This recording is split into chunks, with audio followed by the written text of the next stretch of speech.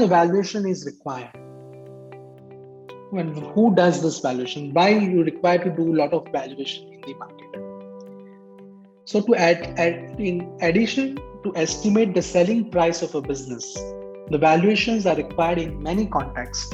So you can see when you know the valuation method, how to do it, you can apply these valuation models in various other fields as well. Along with buying and selling a stock, you can also use these valuation models in raising capital for a nascent venture. Okay, so if a company or if a startup company, okay, or a new company wants to raise the capital, okay, they can raise it through doing the valuation. They will fix up the prices and accordingly they will raise the capital. So to raising a capital for the startups, okay, they require to do a lot of valuation techniques, which we are going to learn.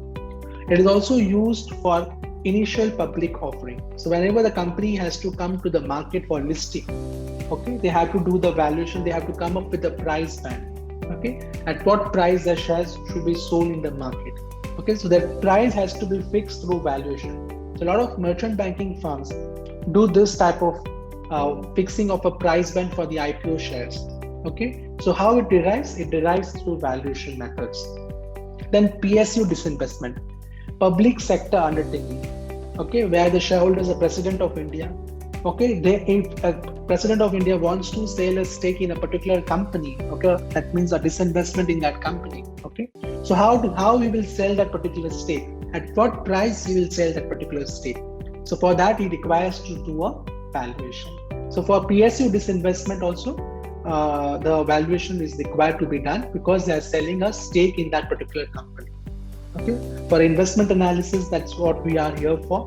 Anything which we want to buy or sell a particular security, okay, we have to do the valuation part. Then capital budgeting for the corporates. If there is any upcoming project, okay, they have to do the cost benefit analysis through capital budgeting methods. For that also you require to do the valuation, use the valuation methods. For mergers and acquisition transactions, okay, for a company who is taking over another company, so at what price a company should take over another company, or the two companies are getting merged, so at what ratios they should get merged to, the share ratio, what should be that ratio? For that also you require to do the valuation. For reporting, financial reporting, if there is no fair market value available in the market, okay, the value is not available in the market, so at what rate the reporting has to be done? So it has to be done at the fair value, right? And this fair value have to be arrived through valuation methods. Or for litigation or legal and tax purposes.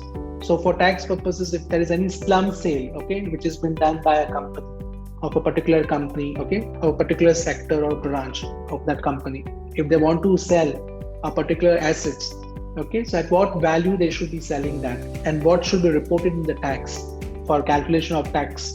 So for that also valuation is required. So valuation is required in multiple fields, okay, and you can apply the same methods in this particular field, and therefore these valuations are required for so many different purposes.